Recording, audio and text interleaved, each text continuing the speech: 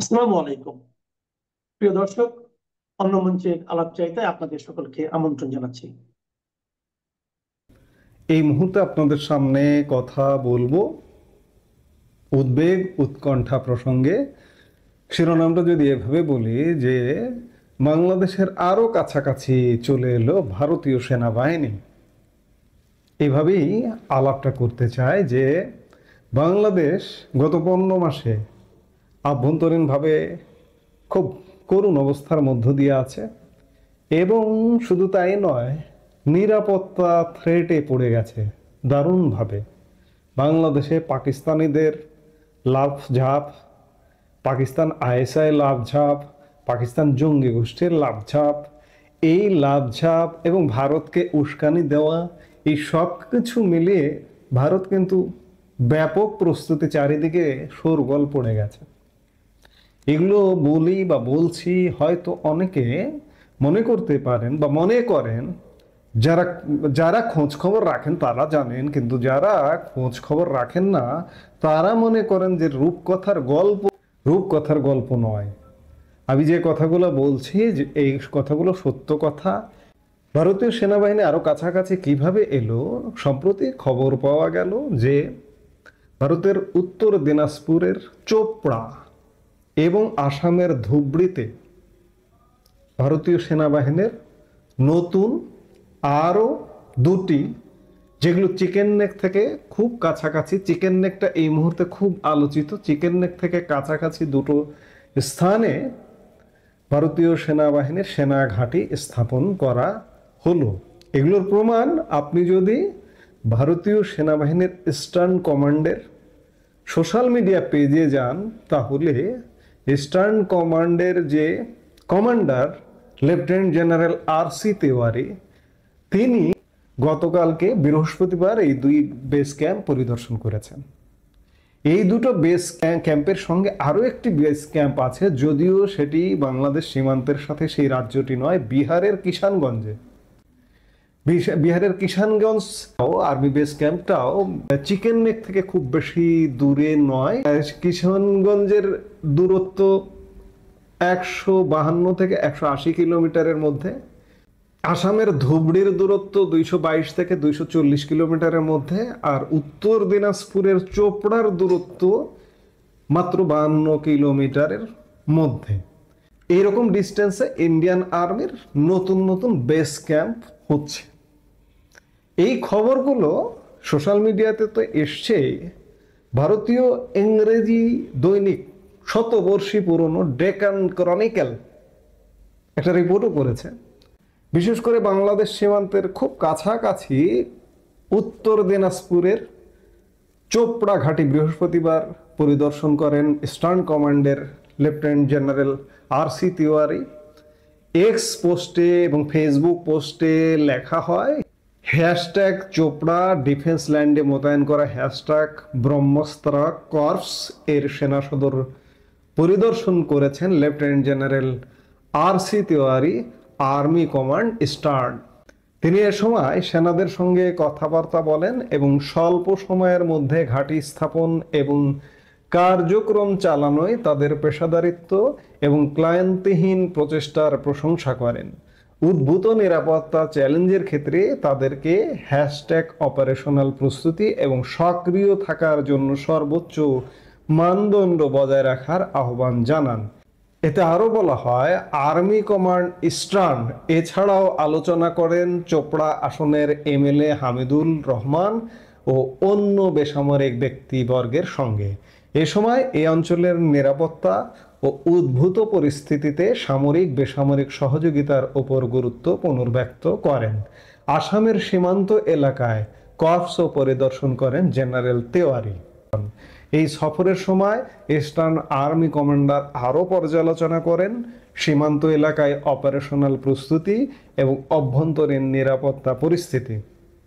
বুঝতেই পারছেন যে চিকেন নেককে কেন্দ্র করে ভারতীয় সেনাবাহিনী চারপাশ দিয়ে ঘিরছে। শুধু তাই নয়, বাংলাদেশ সীমান্ত দিয়েও ঘিরছে। কেন? এতদিন তো এমনটা প্রয়োজন হয়নি, আজকে কেন প্রয়োজন হচ্ছে? আজকে প্রয়োজন হচ্ছে বাংলাদেশে এই মুহূর্তে একটি ভারত বিরোধী সরকার আছে এবং একই সাথে এই সরকারকে পৃষ্ঠপোষকতা করছে এবং এই সরকারকে দিয়ে উস্কানি তৈরি করছে এবং নিজেরা উস্কানি তৈরি করছে পাকিস্তান, যার দরুন ভারত সম্ভাব্য প্রস্তুতি কোন রকমের উস্কানি হলেই একদম ফাটিয়ে দেবে। ভারত তাদের পূর্ব সীমান্তে এত base camp, army base camp কেন করছে? এইসব আর্মি বেস ক্যাম্পের পেছনে টাকা পয়সা খরচ হয় না? খরচ হয়, বাড়তি খরচ করছে। বিশেষ করে বাংলাদেশের পরিবর্তিত পরিস্থিতিতে গত বছরের অগাস্টে বাংলাদেশ সরকার পতনের পর একটি দখলদার সরকার আসবার পরে ভারতের আরো বেশি খরচ হচ্ছে পূর্ব সীমান্তকে কেন্দ্র করে।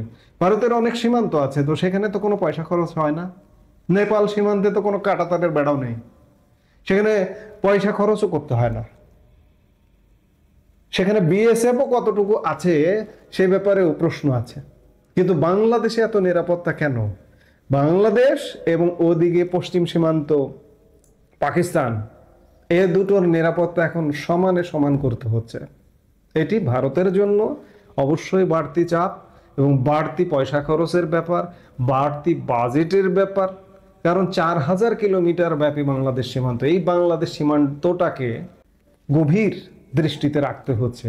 ওদিকে পাকিস্তানের সীমান্ত, এই দুটো সীমান্ত, চীন সীমান্ত এখন খানিকটা স্তমিত, খানিকটা শান্ত, কিন্তু বিশেষ করে পশ্চিম সীমান্ত পাকিস্তান এবং পূর্ব সীমান্ত বাংলাদেশ, যারা যে পাকিস্তান এখন এটিকে পূর্ব পাকিস্তান মনে করে, এই দুটো সীমান্তে খুব বেশি জোর দিতে হচ্ছে ভারতের। বিশেষ করে চিকেন নেক নিয়ে ভারত বেশ পেরেশানিতে, কারণ পেরেশানি তৈরি করছে বাংলাদেশ এবং পাকিস্তান মিলিয়ে।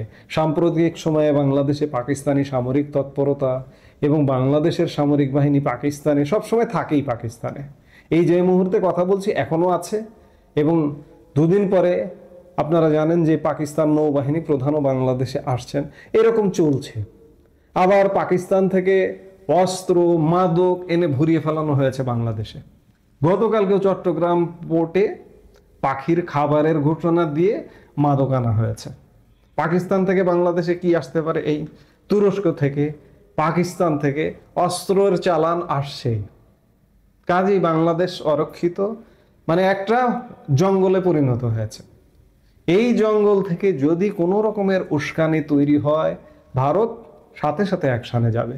এ কারণে ভারত বাংলাদেশ সীমান্তের আরো কাছাকাছি এবং ভারতের কৌশলগত ভূমি শিলিগুড়ি করিডোর বা চিকেন নেককে কেন্দ্র করে মিলিটারি বেস ক্যাম্পের সংখ্যা আরো বাড়াচ্ছে, এবং শোনা যাচ্ছে এটি নাকি আরো বাড়বে, আরো বিভিন্ন জায়গায় এখানে ছড়িয়ে দেওয়া হবে।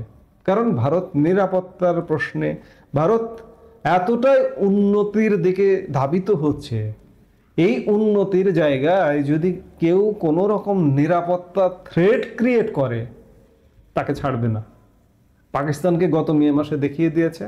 আজকে হয়তো বাংলাদেশকেও নিয়েও ভারত হয়তো অপেক্ষা করছে যে বাংলাদেশ থেকে, বাংলাদেশের দিক থেকে কোনো রকমের কোনো ঘটনা ঘটলে সেটিকেও সাইজ করে দেবে। আমাদের জন্য এগুলো দুর্ভাগ্যজনক। আমরা সত্যিকার অর্থে একটা দুর্ভাগ্যজনক পরিস্থিতির মধ্যে ঢুকে গেছি। এখান থেকে বের হতে হবে, নইলে আমরা প্রতিবেশীরাও পাশাপাশি গায়ে গা লাগিয়ে শান্তিতে বসবাস করতে পারবো না। শান্তির কথা বললাম। আমার এই মুহূর্তে বাংলাদেশের রাষ্ট্র ক্ষমতায় শান্তির নোবেলধারী, কিন্তু অশান্তির আগুনে বাংলাদেশের মানুষকে দাউ দাউ করে পুড়িয়ে মারছে। যাই হোক, ভারতের সেনাবাহিনী আমাদের কাছাকাছি চলে আসছে। এর শেষটা কোথায় আমরা এখনো জানি না, কেউ জানে না, কেউ বলতে পারে না।